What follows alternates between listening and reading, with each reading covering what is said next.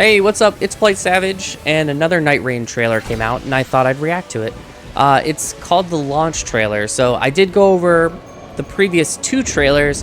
They're in my playlist. I'll link them in the comments below if you want to check those out. But what I'll do, I'll let it play all the way through. It's about 1.5 minutes long, and then I'll watch it again and then stop and make comments to see if I was wrong or if I was right about what I went over in the previous two trailers. But yep, let's go.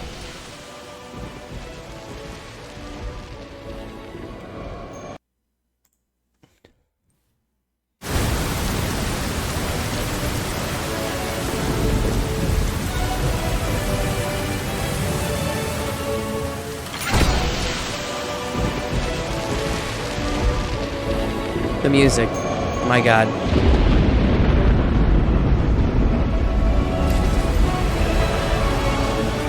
The Nightfarers. The will to cross the endless night and fight on. Till every shred of their being is ground away.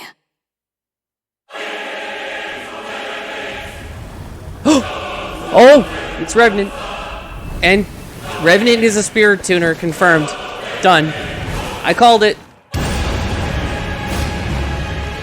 Yo, I got the receipts. I called that. Whoa. Oh, that's probably the sentient pest.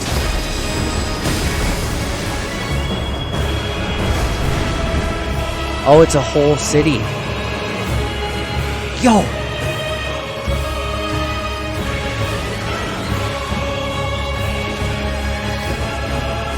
There she is. Yo, look at her hand. Boom.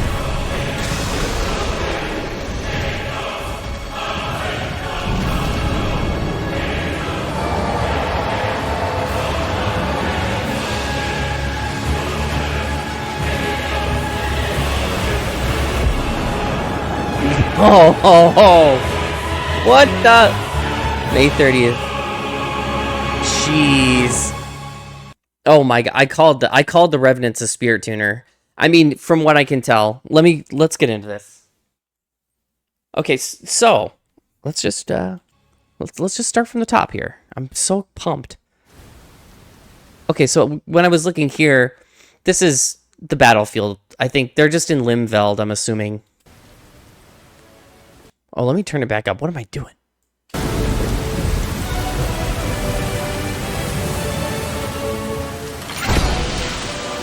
So this music is almost this has a very, like, I don't know how else to say it, but like a cathedral vibe, like we're at church or something.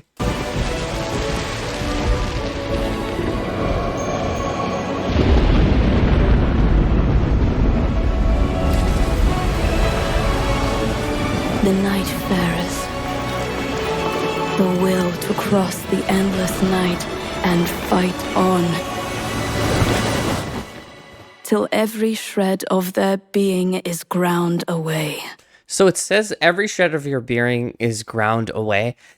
This kind of harkens back to, I don't know, it gives me Dark Souls vibes, because like in Dark Souls 2, the starting cutscene says like you'll go hollow, you know? It's giving me that whole rinse and repeat vibe, like you're gonna struggle.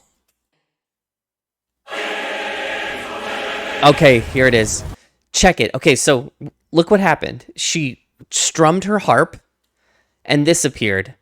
So in my previous trailer, I looked at this character. First of all, it's called Revenant, and if you don't know what Revenant is in Elden Ring, Revenants are undead, multi-legged, tormented monstrosities. It's like an abomination. And because she was called Revenant, I was thinking of the undead. So in the Lands Between, necromancy is a thing, but it's separate from spirit tuning. So spirits tuning is the ability to speak to spirits. And if you notice, like, check this out. Okay, so watch. She'll strum her heart. I'm nerding out right now. And she gives him like a little, hey, what's up? Like, what's up, buddy? Like, I talked to you last week. Like Rodrika from Elden Ring. Like, this is, she's like, hey, and also a lot of people don't realize that Rolana is, she can summon, but she's kind of borderline to spirit tuner, because if you notice when Renala summons, she said, "Come, oath sworn dragon, come, oath sworn giant." So she has an oath, like some sort of an oath with the spirits. So it's almost as if she's communed with them in the past. Okay, I'm so pumped. So I was really hoping Revenant was a spirit tuner, because spirit ashes and summons is such a big part of Elden Ring. I know a lot of people don't like them, but I actually think Elden Ring's spirit ash summon mechanic is one of the biggest breakthroughs for Souls-like games or Soulsborne games, because what it did, it opened the door to a whole nother way of fighting and a whole nother way of combat. But as far as I use spirit ashes sometimes, and then when I first started Elden Ring, I used them a lot. But anyway, I'm assuming this is her ultimate. So I'm assuming in the fight, might be her ultimate, where she'll summon the because this is the same summon as the Tibia Mariners. So when you fight Tibia Mariners, they summon these spirits. But I don't know if she's technically going to be a spirit tuner, but she is a summoning class. That's awesome.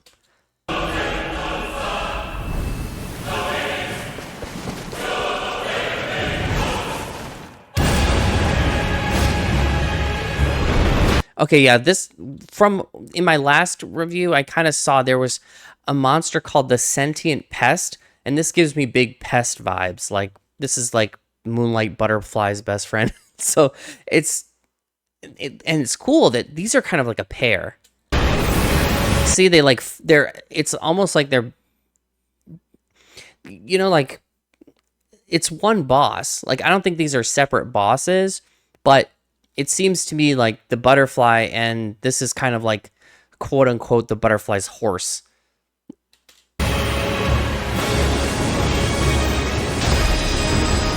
So this is the gaping jaw.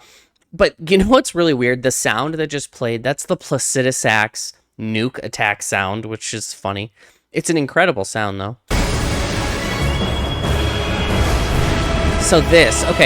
So in my first reaction to the release trailer, that was my first trailer I reacted to. I saw an area that looked like Noxtella, and I said in the middle of the trailer, I said to myself, like, this is what I'm most excited for, is because I think the whole Noxtella vibe is just really cool.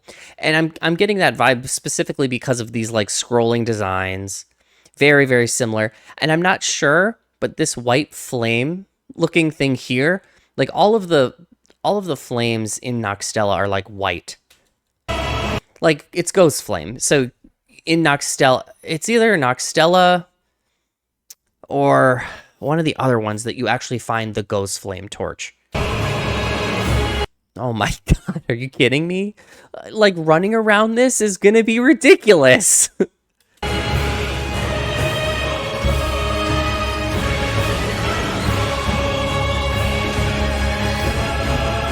Okay, here she is. Okay, so maybe this is like Ronnie's cousin, because check this out. She's a doll.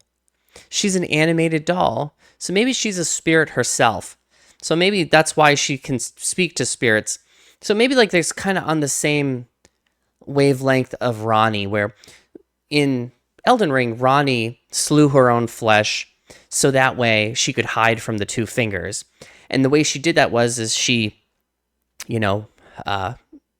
took herself out, and she took her soul and placed her soul in a doll's body. And what that did is it hid her from the two fingers, so that way the greater will couldn't control her. So I'm thinking this is maybe the same thing is going on here. And what I'm kind of getting here is there's just like a lot of little weird parallels to base game stuff. That, like, it's not so... I just think they took a lot of the stuff that worked and was interesting in Elden Ring, and they're like kind of peppering Nightreign with it.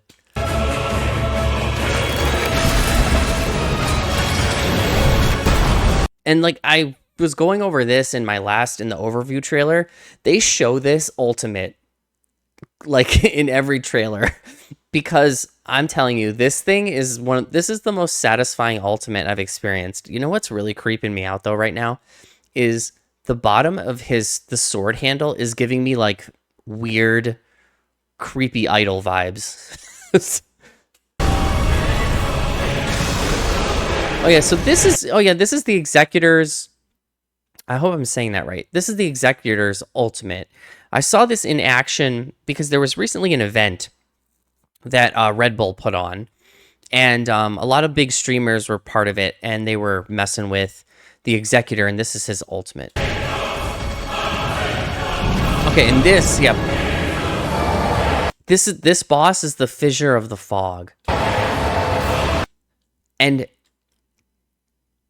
when I tell you the music in this is gonna blow you away, it's just wait.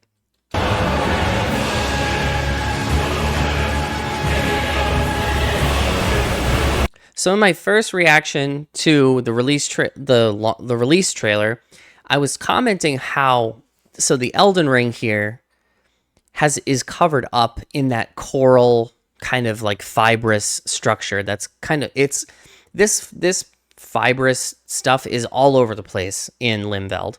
It's on buildings, it's all over the place, and it's evidence of the Night Lord's reign. So I believe that this is called Nightreign specifically because it's the Night Lord reigning over Limveld, and we're pretty much there trying to get rid of him, like get the hell out, you know what I mean? But in the end of Elden Ring, when you're fighting the Elden Beast, spoilers, sorry, the Elden Beast will fly in the air and spread his wings, and then boom, you see it. That is the Elden Ring. It's this shape, but it's gilded and golden and all this. It's in line with the Golden Order. Like, it's really opulent and beautiful. But we can see that the Night Lord's presence kind of has covered that up.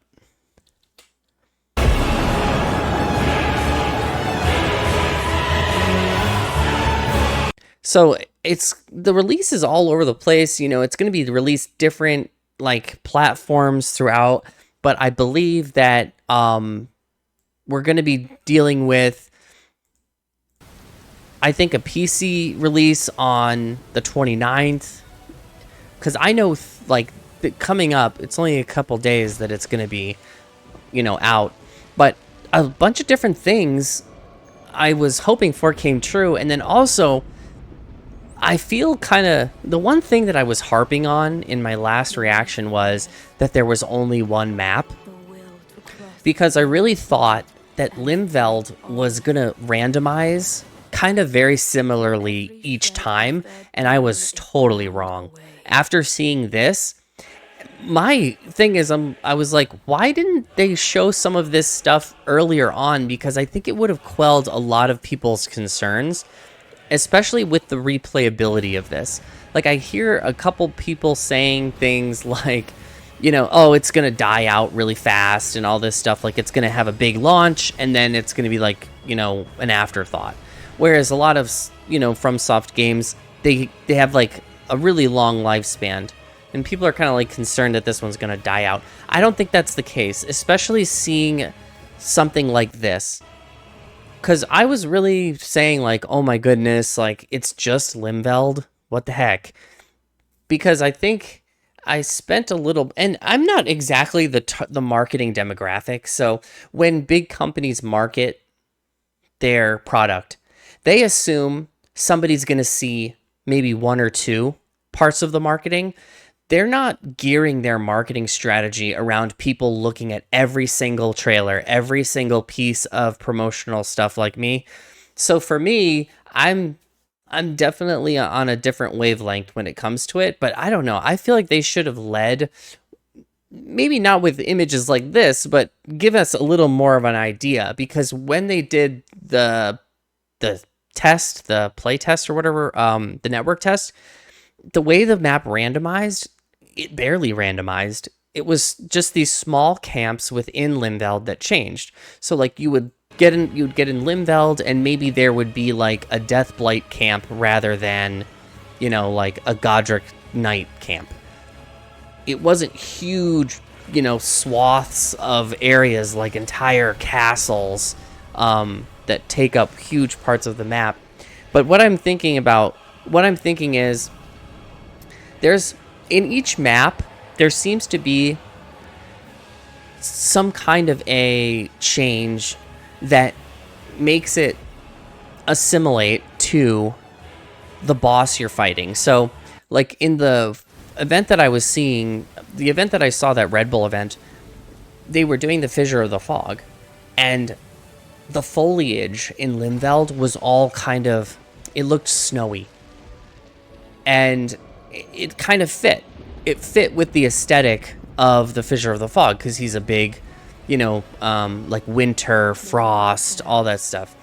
So I'm thinking that's what's going on, is each map is tailored a little bit to the Night Lord, which is, that's huge, because it's like, it's an entire experience, start to finish. So you're not just going to Limveld, standard Limveld every time, and then I honestly thought that you were going to go to Limveld and it would be the same every single time with minor changes, like to the camps and stuff. And then it was really the Night Lord that was the big change. But that's not the case. I was totally off base. So, I mean, another thing I was hearing is people are saying, they're like, why is there no hype around this game? I have a theory. I think there's no hype around this game because people are just like, it's going to be good. People played Elden Ring, they experienced it, and they trust FromSoft enough that they're not making a lot of noise. They're just like, okay, great, we'll take it. I trust you. I trust FromSoft. I trust what you're going to do. I trust your creativity. I trust your product, all of that. So that's my theory as to why there isn't, like, tons of, I mean, I see it. I see people making videos, and I see reactions, and I see discussion groups and all kinds of stuff. So, but I think the big thing is, I think it's a lot of clicks. Like, usually problematic titles to videos get more clicks than non-problematic titles.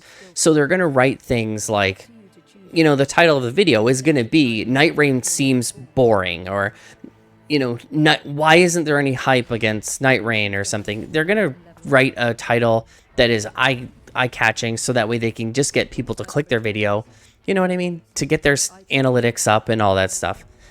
I mean, I'm not seeing, like, I'm looking at all this stuff, and I'm not seeing any kind of degradation or different kind of unease. And then another factor I think that's contributing to the lack of quote-unquote hype is this game is a lot simpler in what it is than, say, like Elden Ring. So this is I don't know, at least to me, this is a much smaller game than Elden Ring. Like, this is really, really small compared to Elden Ring. I've explored every inch of Elden Ring, and I know the size of it, and I've seen this, and this is a smaller game, and the price reflects that. That's why it's $40 and not 60.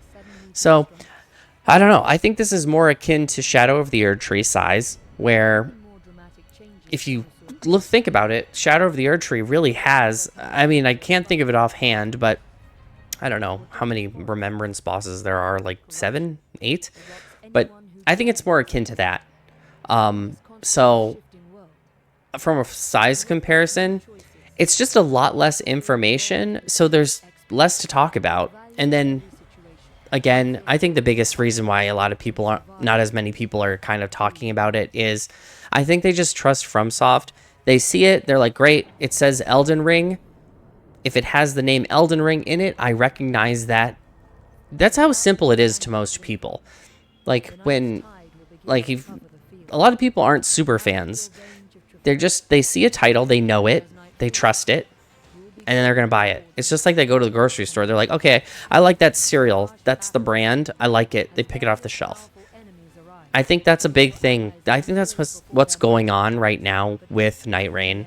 They see the name Elden Ring, they're like, oh great, I loved Elden Ring. That was such a good game. So like, I'm in. We're gonna do it. But yeah, anyway, I can't wait. I'm really excited about it. The same thing goes, this is said, I keep hearing the same thing over and over again. People are saying the hardest thing about Nightreign is going to be finding people to play. Like I said in my last video, like really big streamers, really popular streamers are going to have Discords, group passwords. Check those out. If you aren't a big, person as far as like YouTube and Twitch and you don't use those things, check it out. I recommended Lobos Jr. He's on YouTube. He's the only one I'll really recommend.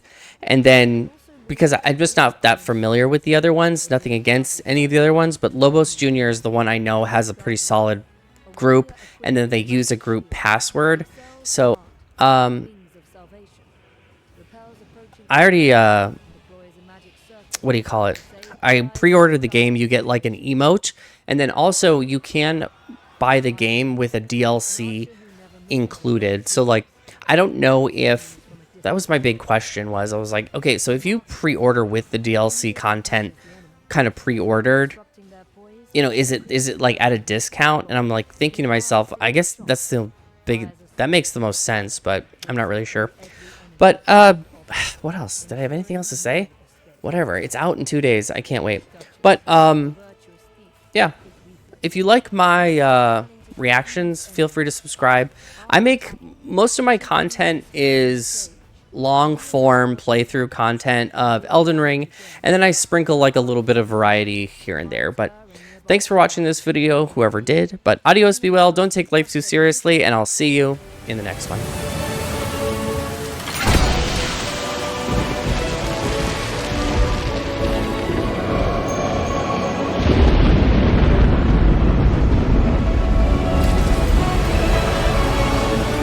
The Nightfarers. The will to cross the endless night and fight.